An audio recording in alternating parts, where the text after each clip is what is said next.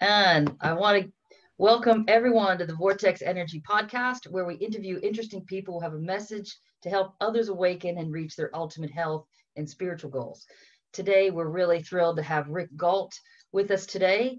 And first, I want to acknowledge our sponsor, peaceandharmonydownload.com, because to enjoy fewer family squabbles and more harmony at work, visit peaceandharmonydownload.com to generate your own pocket of peace around you and be a true peace hero, just like we are here at Vortex Energy Podcast. So that is actually playing in the background that will benefit everyone as you listen to this podcast, actually. So to give you a little background, I actually only met Rick in person when I was at a conference in San Diego a few weeks ago, but we've been working on a project together for a few months now.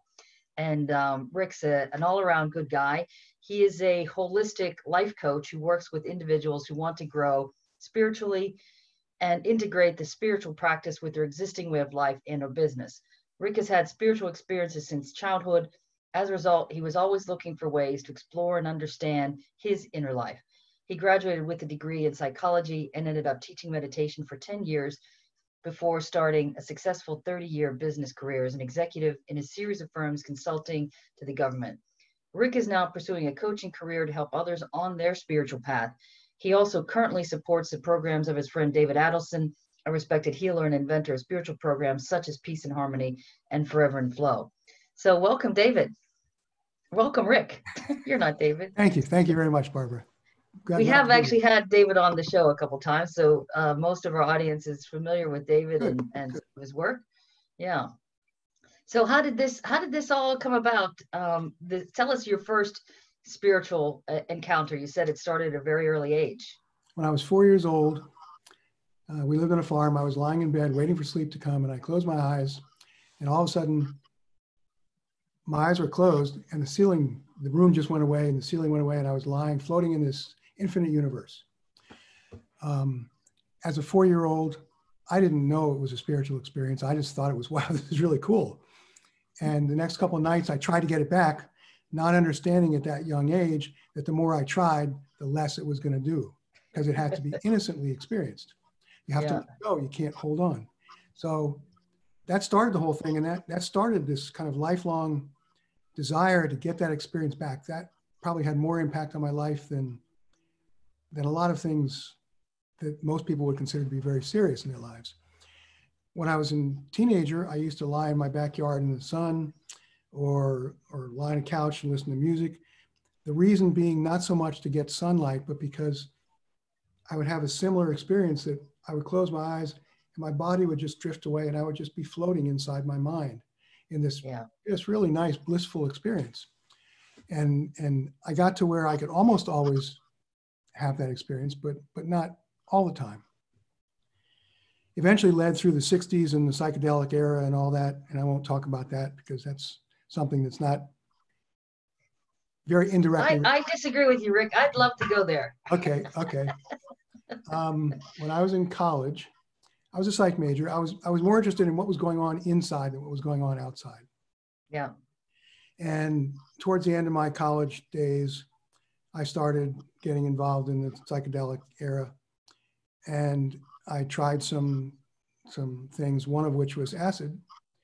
And I had this very, very profound experience that cognition, whatever you want to call it, that first of all, what I was doing wasn't good for me. It was going to damage my body if I continued it, and I probably already done some damage. But the second thing, which was even more powerful, was that whatever experience I was having, I could produce myself consciously. I could create the chemicals in my body that I needed to produce any experience I wanted. I just had to find a natural way to do it. And there was a natural way to do it. And I saw the wheel of karma, the cycle of life and death. I mean, I went through all kinds of interesting things in that night. Was this on that first experience, or this is after multiple? This is maybe second or third time. I had a friend who had some connections and whatever. Anyway, the experience was very, very profound. Left me very, very settled and calm and confident in myself for weeks afterwards that I needed to find a natural way to expand my mind and explore my consciousness. When I had been in something I forgot about a long time ago, when I was in church school in high school, I asked one of my church fathers who was teaching the catechism class, what's the difference between a rock and a brain? Well, I really wasn't asking him that question. What I was really asking him was, what is life? What makes me alive, as opposed to a rock, which is just this inert thing there. The brain and the rock, both, you can make a rock look just like a brain physically, but there's a difference there. He couldn't give me an answer. Nobody could. And so I went, at this point now going forward again, I went forward looking for meditation, spiritual teachers, somebody that could tell me what was going on and what experiences I was having. And I was very lucky through a friend of mine to get introduced to Maharishi Mahesh Yogi and Transcendental Meditation. And I went to the first lecture. My first meditation was just that same experience of just going deep within, settling down to a very quiet level and feeling the mind expand and the world just sort of fading away. And that's not to say that that happens all the time, because meditation experiences are very subjective and can change all the time. So I don't want to give people the impression that that's going to happen every day you sit to meditate. But the teaching that Maharishi proposed answered all the questions I had and so much more, and left me with a desire to even more strongly to grow inside, to reach as high a level of enlightenment as I could in this lifetime. Yeah, I became a teacher. awesome. I taught TM, as you said in my bio, and that's kind of how it all got started. I met David through TM. He was a TM teacher also. And so how did you integrate that TM and all of this spiritual experiences into your daily life at that time? How did that impact your work and your daily life? Yeah, it was really easy because the TM program, as taught then and still is taught, is 20 minutes twice a day. You sit down, you meditate for 20 minutes, you get up, you go into your activity. It was designed for people who are active in life. Yeah. Because people, there are kind of two schools of thought. There's the ascetic, mystic recluse who goes off in a cave somewhere and spends 20 years meditating and then comes out enlightened, but kind of ignores the rest of society. But most of us are not like that. We're householders, we're business people, we're doctors, we're lawyers, we're teachers, we're parents, we're children. And so we can't take our whole day to sit in meditation. How are we gonna make any money? We'd go broke, we'd starve. So Maharishi teaching was so profound because it said you don't have to spend all your day in meditation, just twice a day, 20 minutes, and that's enough. And over time, what happens very briefly is the silence you gain in meditation, every time you come out of meditation, some of that comes with you into activity. Over time, more and more comes into activity, so you find yourself experiencing inner silence, inner unboundedness, even when you're running around jogging or doing your business or whatever. So that's how it integrated into my life. It became just a part of everything I did.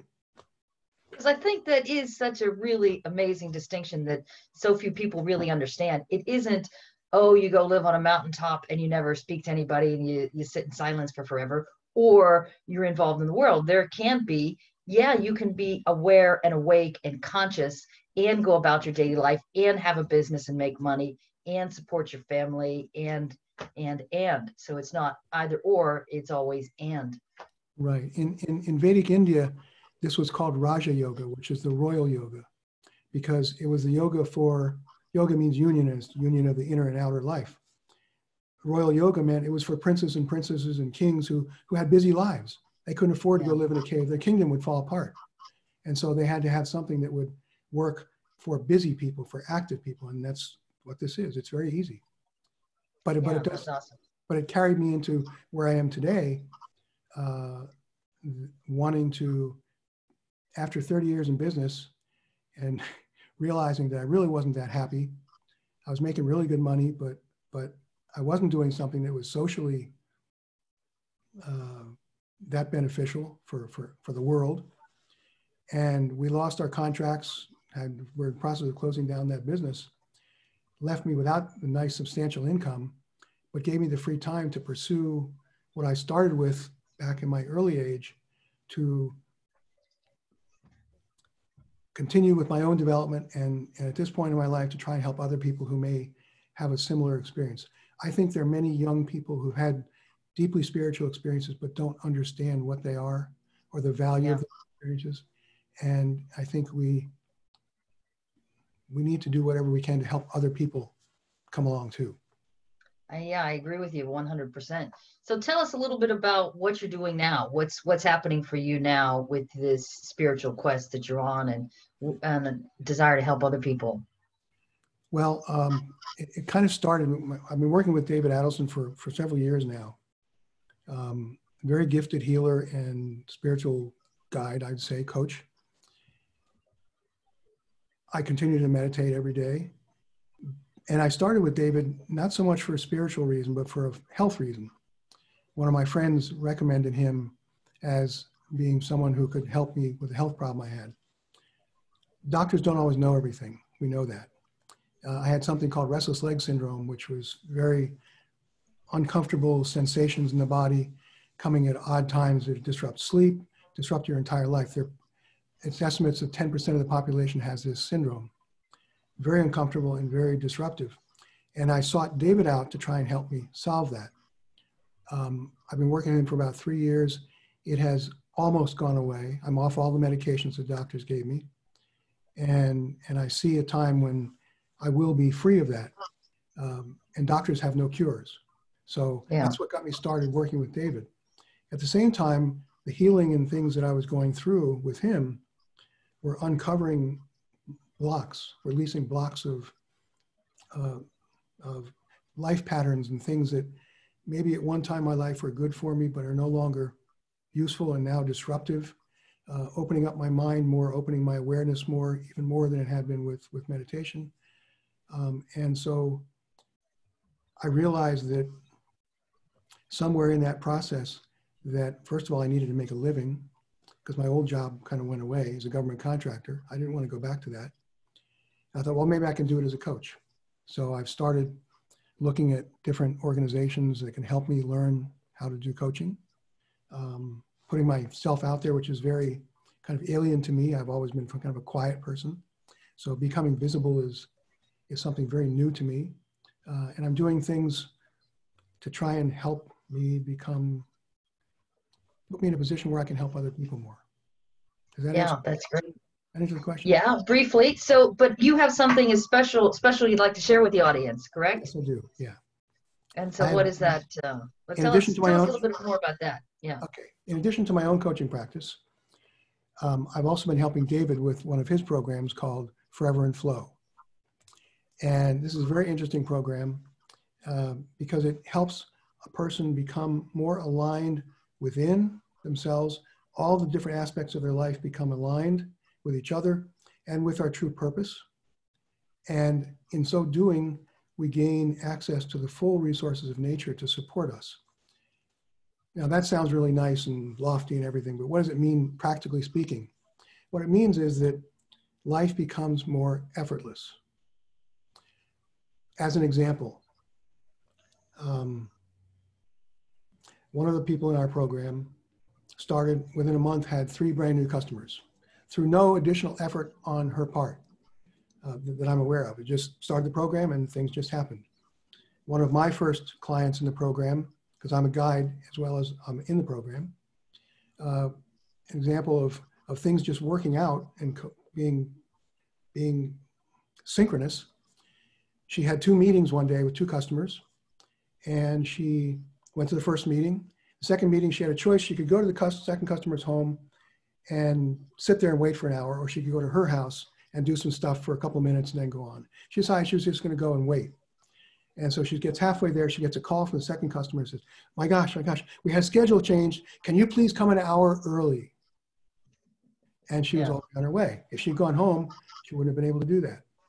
That's the kind of thing that happens when your life is in flow.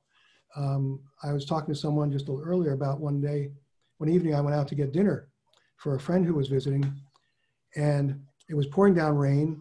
I pulled out of the garage in my car, drove in the rain to the restaurant. As soon as I got to the restaurant, the rain stopped. Went into the restaurant, picked up our food, came back out again. As soon as I got back in the car, it started pouring rain again.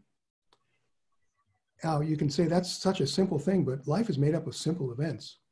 And my life has become, since I've been in this program, more like that all the time. Just I meet the people I need to meet.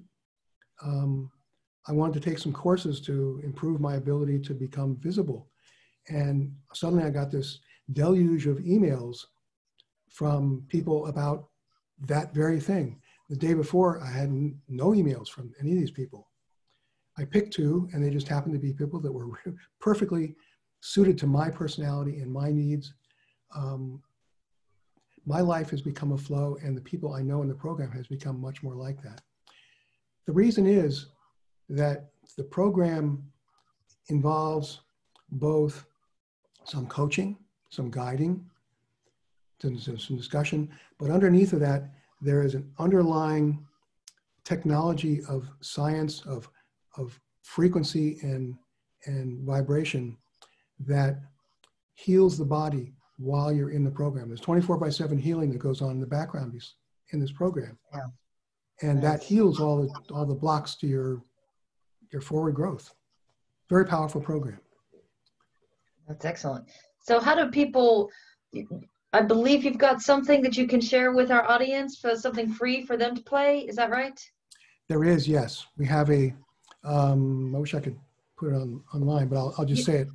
If you go to foreverinflow.com/alignment, it will take you to the alignment background program that you can play. Perfect. So I'm going to link that in the messages below. So just click that link below here, and that's a free alignment, attunement, or what are you calling it exactly? It's a free alignment program. It's the interesting thing about these programs is they're completely silent to the human ear.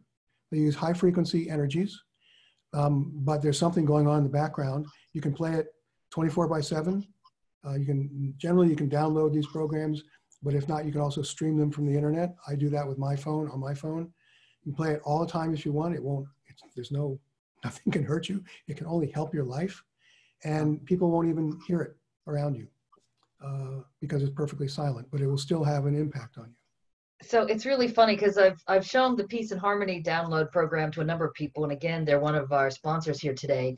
I use it everywhere. And it's unusual when people say, well, what do I do with the sound? It doesn't matter if the sound's off. Well, it does matter if the sound's off, because even though it is silent to our ears, you want to put your sound on the maximum amount that you can to broadcast from whatever device, if it's a phone or a laptop or an old phone is actually the easiest to play these things and to keep them streaming and charged, so it's not stopped when you answer a phone call or play some other video. You can also play it on a PC. In case of the Peace and Harmony program, the area around you is like maybe 5 to 10 feet on your phone. On a PC, it may be 15 to 20 feet area around. Just negativity can't enter it. It just doesn't happen. Yeah, I think particularly in these days, we've been talking about it with everyone kind of cloistered at home now, whether they want to be or not. And those types of little conflicts that arise under normal circumstances with everybody a little bit stressed right now. I think all of that type of alignment is especially important, and particularly for all the business owners who are struggling at the moment, trying to figure out what to do. This is something you can actively do, is planning your future. And even though there are so many unknowns at this moment, you can start visualizing all the good things that can come from this extra quiet time that you've had home alone or home with your significant family and friends. Just playing the alignment program. Imagine what your life would be like if you could always be in the right place at the right time to meet the people that could help you the most, or the resources you need to accomplish your goals just turned up at the right time all the time, just when you need them. That's what being in alignment is like. What happens is that nature begins to work for you behind the scenes, orchestrating all the resources you need, including maybe people or things or schedules or whatever, almost effortlessly on your part, so that what you need to meet your goals, to get to where you want to go, happens as effortlessly as possible. So what about does this mean that someone will automatically get everything that they wish for? It's like a little magic wish pond, Well, that's a very interesting question, because it doesn't mean that everything you ask for is automatically going to come to you. What it means is you will get what you need to accomplish what your goal is. Very important distinction And for here's an people to example. understand, Here's for an the audience example. to understand. And here's an example of why you don't want to get everything you want to have happen. First thought, I'm going to be in alignment. I'm going to get all green lights. Well, that's a great thought. You know, why wouldn't I get all these green lights? You know, if I'm in alignment, sure, nature's going to support me. I'm always going to sail through. Well, maybe a red light at this stop sign or this stop place prevents you from getting to the next intersection just as this huge garbage truck or dump truck comes barreling through his red light into the middle of the intersection, prevents you from having a serious accident and getting killed. Sometimes red lights are, that's being in alignment too. So you can't always assume I'm not God. We're not God. We can't see the entire universe and all the interactions that there are. We sometimes have to trust in the divine to carry out things for us. That's why this is so important, because we follow the program, we play the audios in the background, we participate in the program as it's designed, and nature, the divine, orchestrates everything for us behind the scenes, whatever that means. And it may mean sometimes you get a red light. It may mean you get a lot of green lights. Sometimes you end up someplace late, because being late means you run into someone who you need to talk to. And if you'd been there 5 minutes earlier, you would have missed them.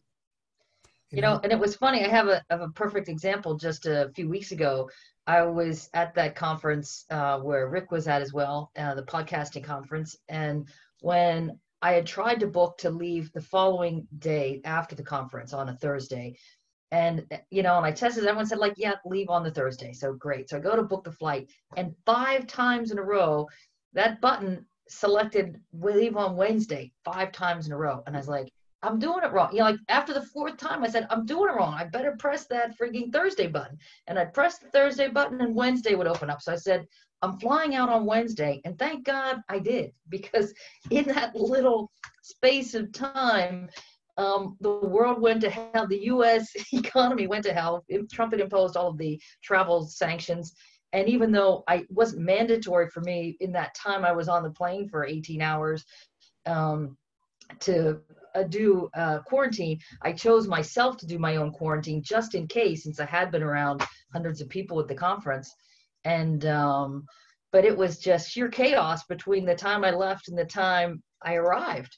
And had I chosen to leave another day later, I'm not sure if I would have been able to make it back in time. And here in Tassie right now, they've restricted all arrivals from everyone other than residents. And residents are now being driven from their hotel, from their airport landing, whether they're residents or not, directly to a hotel for isolation for 2 weeks. Or they come off the boat with their car, they're being mandatory self-quarantining with police presence. That's all I'm going to say. I was lucky that I could self-quarantine at home. You weren't lucky. You weren't lucky. You were in alignment. Yeah, exactly. That's why that button kept exactly going Wednesday. And I really felt uncomfortable telling people like I'm leaving early, because I really didn't want to leave early. It was a great conference, but it was like you were being supported. I've been told to leave. You were being supported by the divine, and your it's automatic. It happens. Yes. Yeah. Very good example. Yeah. And life could be like that all the time. So everyone has an experience like this sometimes. Yeah. We also have experiences where we get to the place and everything goes to hell in a handbasket too. But how many people have an experience like you had, getting out just on time, or like I've had with the restaurant or whatever? How many of us have that experience all day long, every minute of every day, feeling that we're supported by nature and that we are in a flow that's protecting us and carrying us forward? That's what being in alignment is all about. No, it's amazing. So I'm actually doing this program. It's been financially very beneficial to me. I've gotten a bunch of new customers, high-paying customers, and I encourage everyone to at least listen to the free version and play that in the background and see what you think. Take a look at this. But I've got some quick questions for you, Rick. Are you ready? Sure. Okay. So what's the greatest spiritual lesson in all of this for you? Trust and faith. That carries us forward to everything. What is consciousness? That's a hard one. Consciousness is everything. Everything is consciousness. Consciousness is infinite, unbounded. God, everything is made of consciousness. Everything comes from consciousness, returns to consciousness. You can call it what you want to call it. It's everything. What is your definition of God? Love. Nice. I had an Where do experience. you, yeah, go ahead, sorry. Can I describe a brief experience? Yep. I was on a plane coming back from a course and I fell asleep. And as I woke up, I passed through this just something brighter than I've ever experienced, golden light. And as I came through that, I was watching myself wake up from sleep. I felt filled with this just incredible, unconditional love for everything and everyone. And everybody I looked at on the plane, as soon as my attention went to them, they turned around and looked back at me with that same love was reflected in their eyes, as though I'd known them forever and I knew everything about them and it didn't matter. I loved them in spite of it. And to me, that experience is what it's like to live in the light of God every day. And that's what things like that drive me forward. Nice. And that's nice. something everybody should, that's how all of us are supposed to live. I believe that truly. What is your definition of God, Rick?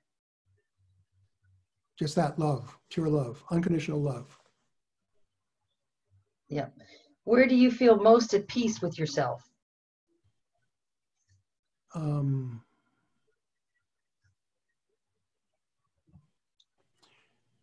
Trusting that the sense of trust that I'm doing the right thing, that I am in the flow, the right flow of, that I'm fulfilling my purpose and that everything's going to work out. And what does your spiritual practice look like on a daily basis? Not at all structured. I envy people who get up and have their 3-hour routine in the morning. I meditate twice a day, every day, without fail, morning and evening. After that, pretty much anything goes. Sometimes I'll read scriptures. Sometimes I'll watch the news. Sometimes I always eat, a couple meals, 2-3 meals a day. I'm pretty regular with that. I walk a couple times a day, but in no particular structure because I tend to follow my intuition as terms of what I think I should be doing at any given time. Nice. It's hard to describe that.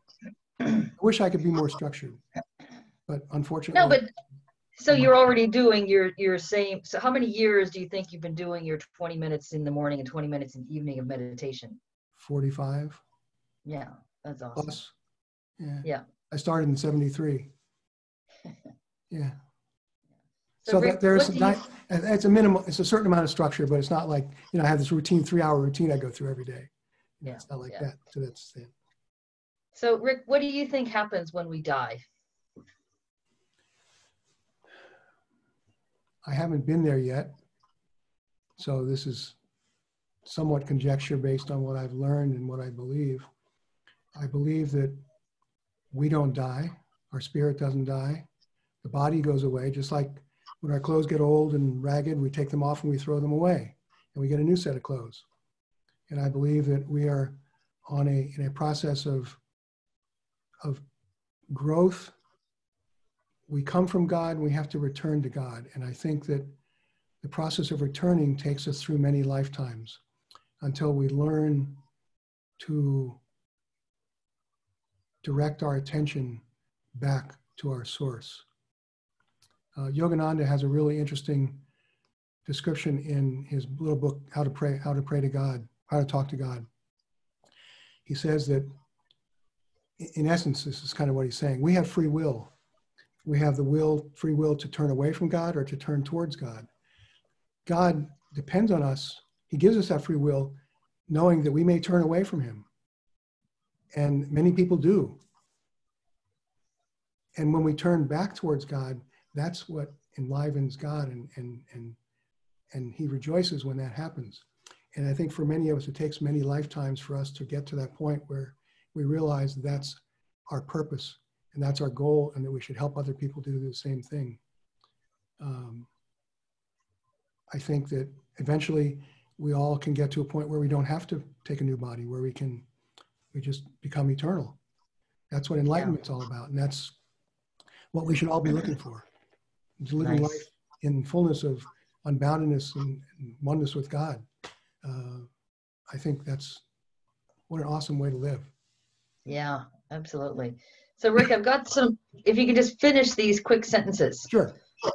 The world needs More love, more patience. which one?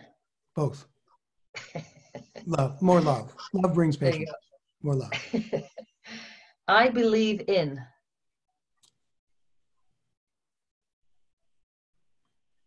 Faith. love is Awesome. I would like to thank Everyone that I've ever met, because each person has taught me something. nice. I am ready to forgive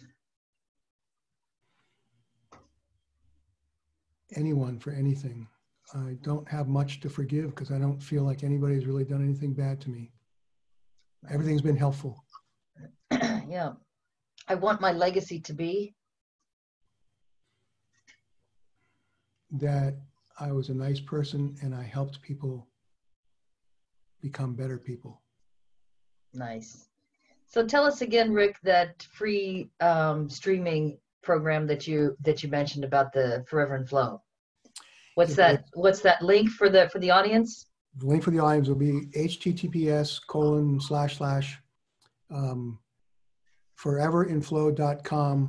https://foreverinflow.com/align. Perfect. And how can people reach you directly if someone wanted to reach you, Rick? Forever/alignment. Alignment. Alignment. Okay. It'll be in the show notes for everybody, Okay. and it'll be down below in the, just click through that from there. And how can people reach you directly if they wanted to reach out for you, Rick? coaching@rickgault.com. And how do you spell your name? RICKGAULT. Perfect. Right, like a Gaulois, a true Gaulois. Yeah, maybe. I'm sure it's got to be linked, isn't it? Yeah, what's Gaulois is where? From where? France. Yeah, I have Astérix. Yeah. one side of my The family Gault. comes from Alsace, France and Oh, there Germany. you go. Yeah. I'm not sure how far the goal extended at that time, but I'll have to do some research on that. But that'll be fun. Anyway, thank you, Rich, so much for coming on. And I really enjoyed meeting you live in person, and looking forward to continue to work together. Yes, me too. It's been a real pleasure. Thanks. Yeah. Thanks for this All opportunity right, too. Yeah, great. Bye-bye.